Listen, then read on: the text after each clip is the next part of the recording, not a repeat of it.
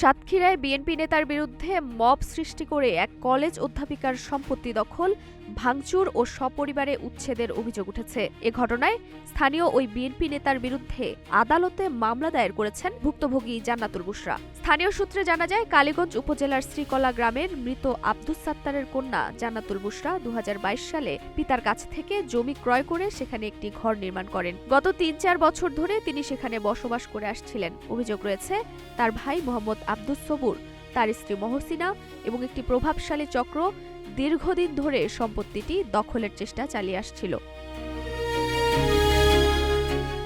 অভিযোগ অনুযায়ী গত ৩রা এপ্রিল ২০২৬ শুক্রবার জুমার নামাজের পর স্থানীয় ৯ নম্বর ওয়ার্ড বিএনপির সভাপতি শেখ ফিরোজ আহমেদের নেতৃত্বে ৫০-৬০ জনের একটি সশস্ত্র দল অধ্যাপিকার বাড়িতে প্রবেশ করে।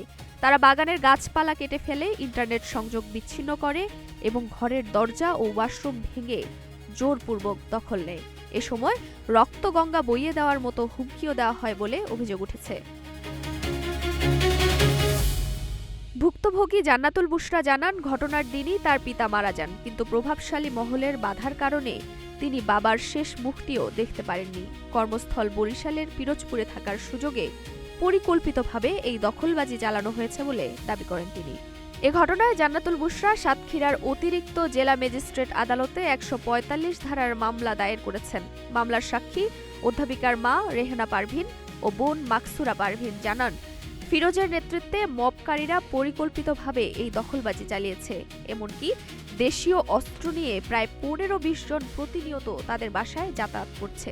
ভুক্তভোগীর অভিযোগ, থানায় জানানো হলেও কোনো কার্যকর ব্যবস্থা নেয়নি পুলিশ। তিনি প্রশ্ন তোলেন, আমার নিজের ঘরে পুলিশ কিভাবে আসামিদের থাকার অনুমতি দেয়?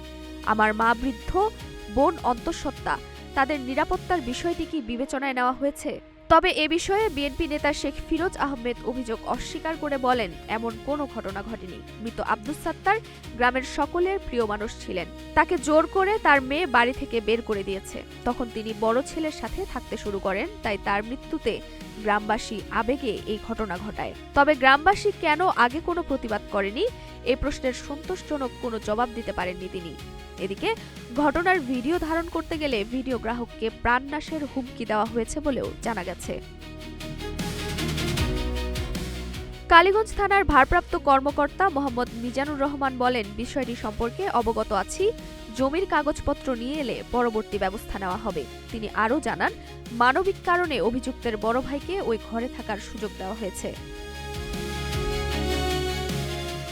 ভাঙচুর, হুমকি ও জোরপূর্বক দখল, ঘটনাটি ঘিরে এলাকায় বর্তমানে চরম উত্তেজনা বিরাজ করছে। একই সাথে প্রশ্ন উঠেছে আইনশৃঙ্খলা রক্ষাকারী বাহিনীর ভূমিকা নিয়েও। নুসরাত জাহান জেরিন, নাগরিক প্রতিদিন।